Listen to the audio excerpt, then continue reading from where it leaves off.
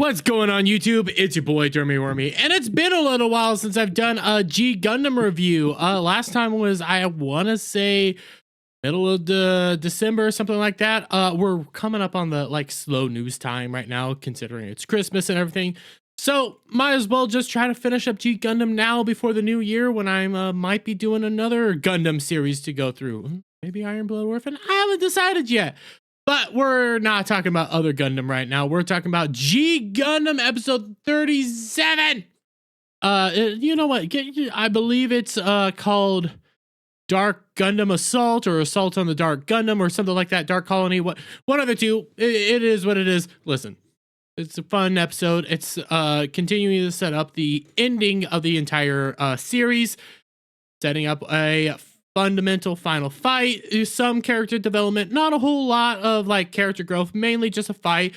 Well, actually, we have some character development made mainly in the form of Major Alube, some more character development, and actually how the world works and things like that.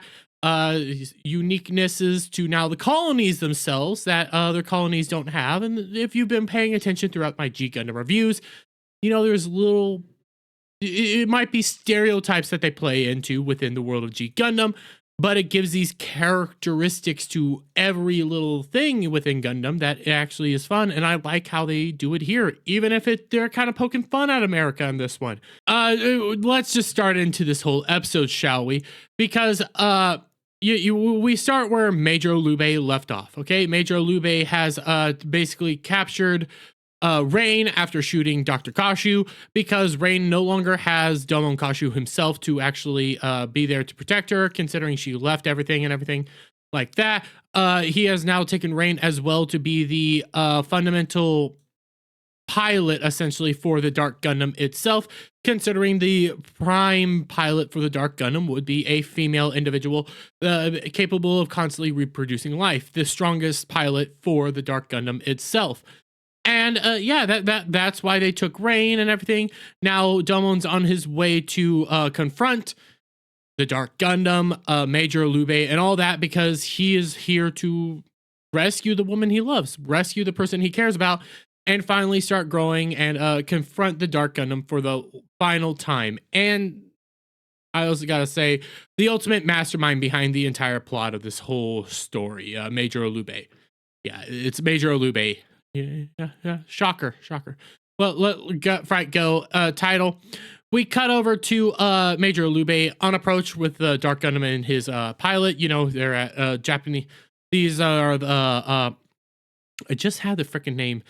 Neo Japan's stations, saying, hey, all of Neo Japan, we're basically going to war. All citizenry make it to the bunkers and designated spots. We watch as the cities, now humans, not the citizens of Neo Japan, not really knowing what's going on, considering that they are now abruptly going to war, I guess.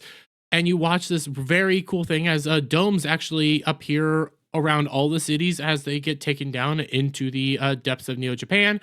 We see Major Alube open fire on a bunch of basically soldiers and stuff. I don't know if they are government officials or what, but he opens fire on a bunch of citizens or soldiers or pilots within the ship that he's already in, as he basically takes full control. And we watch as the Dark Gundam begins to infect all of Neo Japan as the full power Dark Gundam awakens and shows its true power. It has effectively taken over all of Neo Japan, and it's this beautiful, very cool looking scene. Not beautiful, very cool, I would have to say.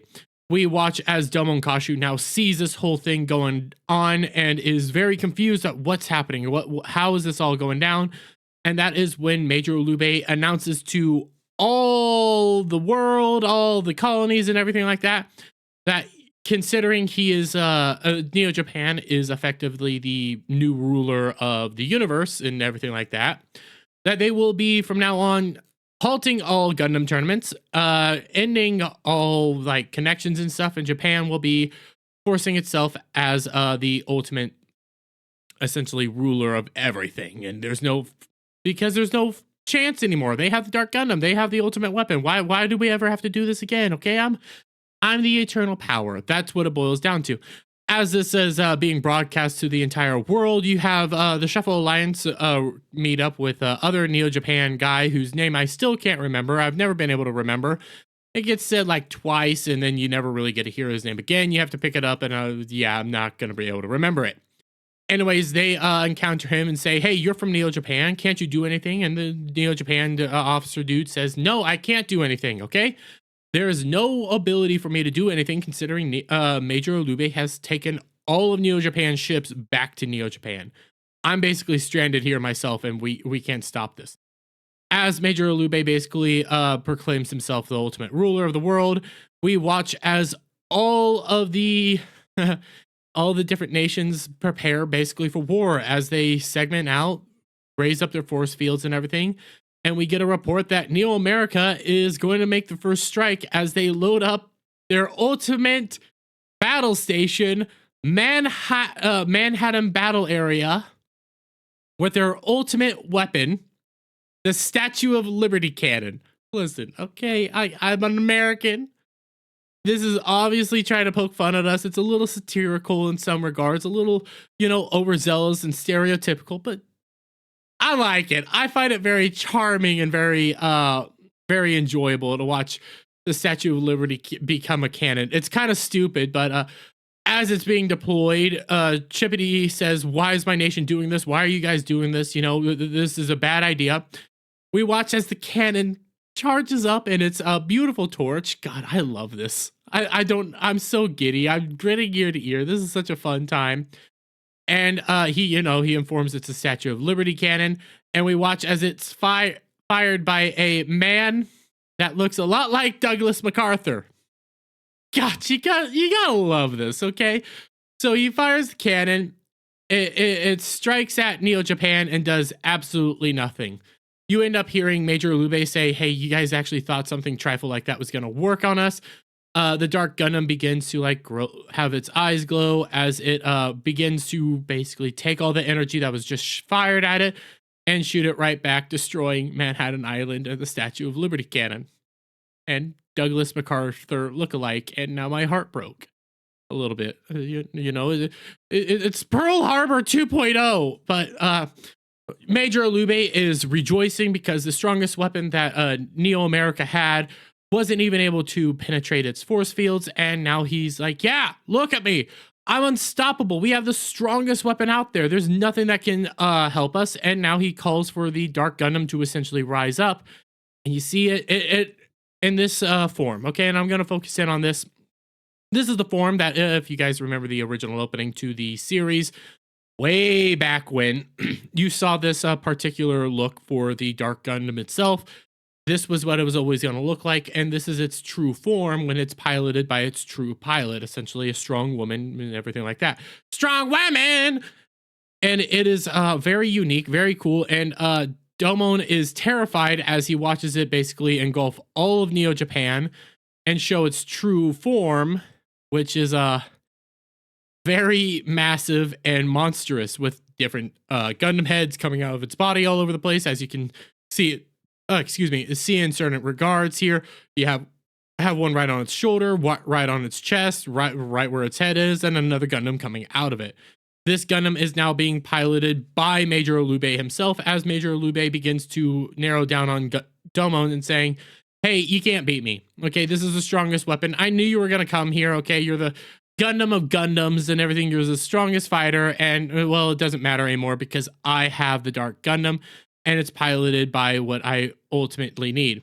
It begins, Domon and the Dark Gundam begin to do battle, and you can tell the difference from past Dark Gundam iterations just by the size of this, where this is just one finger, and that's Domon fleeing as fast as he can on top of Fun's Psyche away from this hand. It is massive. More tentacles begin to come out. Major Olube is basically playing with him, saying you have no chance, as Domon's just slicing through and dicing all these different tentacles. This is when Major Olube then says, listen, Domon, I should be congratulating you. Because of you, we found the ultimate pilot and the ultimate basically soul key, whatever, for the Dark Gundam, and it's Rain. And this is when Domon, we also get to see Rain in a very unique look considering her whole body has been encapsulated in a form of DG cells, metallic all the way through. She's strapped into the Gundam itself in a very provocative looking way. Obviously, clothes are all gone. And yes, with this reveal, Domon Kashu is immediately irate as we watch Major Lube basically reveal everything. Okay, we get a whole diatribe of what's going on here as he yet again says that, hey, it was a woman this whole time. I read the notes and I found out that the perfect soldier would be Rain. And it's all your fault. And in this moment, Domon begins basically realizing everything everything that Major Alube has taken away from him. His father, his mother, Schwartz and his brother, Master Asia, and now Rain, and he can't handle it. He declares basically that he's going to take it all out on Major Alube. And I don't blame him. Alube is the whole reason all this is going on. Alube has been the shadowy figure behind the scenes, manipulating Domon, manipulating Rain, manipulating the whole thing to get what he wants, which was always the Dark Gundam. In this regard, Major Alube basically, they continue to prepare to do battle, and we see that Dr. Mikamura is still alive, by the way. If you don't remember, at the end of the last episode, he tucked away within an air duct and everything to try to hide away. And Mikamura has his own plan that he's going to be conducting as he basically, on the brink of death, is heading off to do something that will be revealed towards the end of the episode. We then cut back down to Earth, back down to Hong Kong per se, because that was where the latest tournament was held, where we see all the Shuffle Alliance members, all their allies there, trying to taking note that all the people of their nations are going back and preparing for war, and we can't do anything. Okay, we're trapped here. We can't go up there. We can't help Domon. We can't do jack squat. Saisaishi falls to the ground, saying, "We have to be able to do something. I can't just sit here twiddling our thumbs." His guardians come down and say, well, you can't do anything. The Gundams do not have enough thrust in order to break through the atmosphere or anything like that. And you got to remember, the only reason Domon was able to do that was because of Funsaiki. Funsaiki's just capable of doing that. The two of them combined were able to go basically break through the barrier. Chippity begins to pull up the Neo-Japan government guy and saying, come on, man, you have to be able to do something. And as they're all freaking out and not freaking out, but getting irate and panicking, Nastasha reveals something and pulls up calls upon a giant ship from underwater. And this is when it's revealed that Nastasha's going to be changing some things around and some cool shite is about to happen because Argo just lays it out there. Hey, I know that ship. That's the ship that came down before. And Nastasha rightfully says it's the Gorba 2. It's a prison colony ship from our home of Neo-Russia. And it, as of right now, it will do just fine as we get up there. And we see that it's actually being piloted by all of Argo's old crew, his old pirate crew. Everybody's back. Everything's good. And as they're, getting Argo's being very mesmerized by this, the fact that his crew's back, the fact that Nastasha's there, doing all this stuff, doesn't know what's going on. That's when it's revealed that, Nastasha's going to be helping out a little bit more. As she breaks his handcuffs, essentially freeing him, and deactivating the mine that has been strapped to his chest this whole time, basically keeping him as a death sentence prisoner to forever fight for Neo-Russia. He's now completely freed. And Argo tells Nastasha, hey, freeing a prisoner before he's ready is a serious sentence that could potentially lead you to your own death. And Nastasha says, well, tough. I guess I might have to become a pirate just like you. Freeing them all, giving them their ship that they always needed, and they are off. The Shuffle Alliance is now off to go assist Domon in this ultimate fight against the Dark Gundam. Halfway point, and I think it's right about now is a perfect time for us to get a word from coffeebrandcoffee.com. What's going on, guys? Listen, it's Christmas season coming up, and you know what makes great gifts? That's right, Coffee Brand Coffee. Coffee Brand Coffee makes wonderful gifts, and guess what? They don't just have great coffees, teas, and cocos. They also got gear, they got K-cups, and also they got wonderful gift boxes. Gift boxes that include all sorts of wonderful great goodies. You got chocolate covered coffee beans, raspberry yogurt pretzel twists, sea salt milk chocolates, caramel. You got chocolate covered coffee beans, peppermint hot cocoa, spicy and sweet treat mixes, kettle corn pop, premium vacuum travel tumblers, and all sorts of wonderful great stuff that you can get at Coffee Brand Coffee. And these make great Christmas gifts. So guys, please check out coffeebrandcoffee.com and use promo code BACKTACO at checkout to get 10% off your purchase. That's coffeebrandcoffee.com, promo code BACKTACO.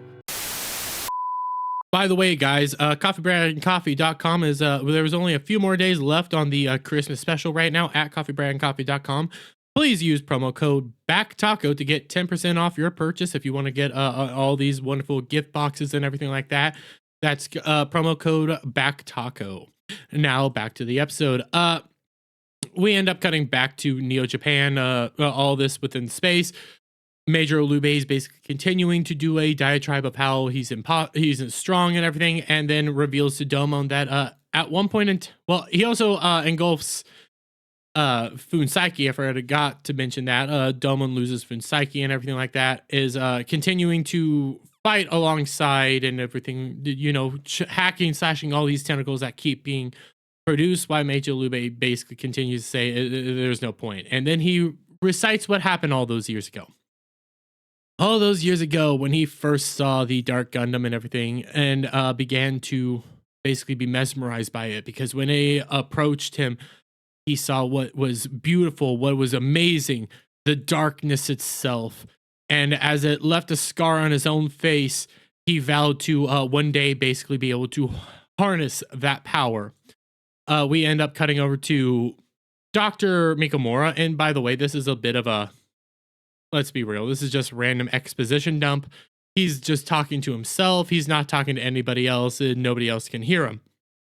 Essentially, he comes out here and says the only reason he did this was because, hey, I was jealous. You know, I was jealous. I wanted those 3 theoretical abilities: regeneration, evolution, and there was, I can't remember the third one. And he wanted it for himself, but he couldn't have it, so he teamed up with Major Olube in order to get it. And he feels just so defeated on it. We end up seeing that Major Olube is the reason that Dr. Kashu, Domon's father, was permanently frozen in stasis, and all the loose ends were wrapped up. Everybody that knew the truth about that day were locked up, dead, or missing. So yeah, they thought they could get away scot-free, and that's when Major Olube says, you know what, I almost had it, but now I do have it, and there's nothing stopping me. And it's so fantastic. And that's also when he begins to recite, like, Domon, you know, I see a lot of myself in you even. I too was once a Gundam fighter. That's right. During the last tournament I fought 4 years ago. We see him in his outfit and everything. He fought, you know, doing the whole Gundam thing. Fought, and fought some more, and I almost won. You know, you get to see his particular Gundam here. By the way, I really do like his Gundam, but not so fond of the gold trim. I'll say that much. And as they are sitting here talking, Major Olube then says he was defeated in the final tournament by Master Asia himself. That's right, Master Asia is the one that ended up defeating him. And ever since then, he's had kind of a grudge himself, saying that, you know, it's fitting that I'm going to be defeating the only man, the student of the only man that has ever been able to defeat me. Then he continues on saying, you know, all these colonies, they quit doing war and everything like that and replace it with the Gundam Fight Tournament. But all the Gundam Fight Tournament is the exact same thing as war. All it is the strongest person gets to survive, the person with the most tech skills, the most strength. All that is what is important is power and strength. Nothing else matters. No, everything else is just garbage compared to power and strength. And considering now that I have the Dark Gundam, I am the strongest. There's nothing there to stop me. And in this moment, Domon basically declares, says that he's going to defeat him. As Domon begins to like race on, continue to cut down all these tentacle thingies. You know, it's the weird tentacle type bobbers, but whatever. They end up wrapping up Domon. Domon tries to escape and is unable to, as you know, Alube begins to like talk about how it's so wonderful that I'm winning and it's all your own doing. You know, you broke up with Rain and now she's going to be the reason you lose, as he caresses Rain in a very sensual manner. He ends up telling the Dark Gundam just to finish him off already. And in this moment, we have Domon basically kind of get a glimpse from the past. You see him back with a Shining Gundam all the way in the Guyana Highlands, as he back when he was training, you know, trying to practice Schwartz's stuff. And we have Rain here, you know, in his memory saying, "Hey, you know, we're almost coming up on the end of all this. What's gonna happen once the tournament's over? Are we gonna stick together? Are you gonna, you know, go off? Because there's not gonna be a reason for us to be together anymore." And you know, in this whole thing, in this whole memory bank situation thing, Domon looks down and sees that Rain's gone, as he is then calling out for her, you know, wanting her back. He sees her again, strapped up to the Dark Gundam, unable to save her. He begins belting out and realizing that he needs to be the one to save her in this moment. Unable to escape, some of those weird wire tentacle bobbers that are coming out of the Dark Gundam itself turn into Gundam heads. And as they begin to prepare to finish Domon himself, they are stopped last minute by a bunch of laser beams coming straight from the Shuffle Alliance itself atop the Gorba 2. That's right. It's this wonderful moment as they're all seen. Domon, not knowing that they're expecting them, says that they begin to say, "Hey, you didn't think you were going to be able to do this on your own, right? We were going to come here, okay? We're Shuffle Alliance. We're buddies. We're pals. We're rivals. We got your back, man." And you get this really wonderful moment of everybody just coming together. You know, you look inside the cockpit, you see Saisaishi's crew, you see Neo America's crew, you see Neo Britain's crew, Neo France's crew, you see Neo Russia there, and Nastasha's like, "Hey, we're coming to help, okay? This is what we do. We gotta help, and this is gonna be what we help." And you know, Nastasha says, "There's somebody here waiting for you." And now Domon ring the bell to begin this fight.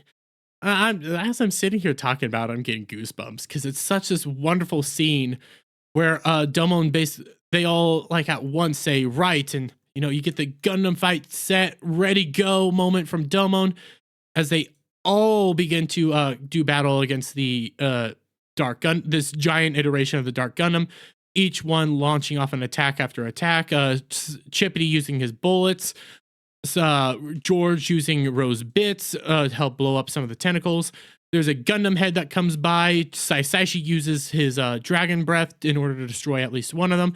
Other one gets stopped by Argo as he tears it apart. One by one, they begin to fall, but more of these. There's just so many of these blasts that they begin to get very close to the actual Gorba 2 itself, and they recite over to the Gorba 2. "Don't get too close. We have to be able to take this out ourselves, and you guys need to be safe." In this moment, they begin to realize, like, "Hey, this is a whole lot harder than we thought." Major Alube's like, "Come on, guys, you can't do this." Great, okay. Now I just get to crush all the Shuffle Alliance. This is fine, okay. As he's beginning to think that he's won, we end up getting basically the trump card is revealed from Dr. Kashu, not Dr. Kashu, Dr. Mikamura himself. And well, you know what? He's going to be releasing Dr. Kashu. That's right. Because Mikamura begins to say, "Hey, okay, I'm shot. I'm partially to blame for all this.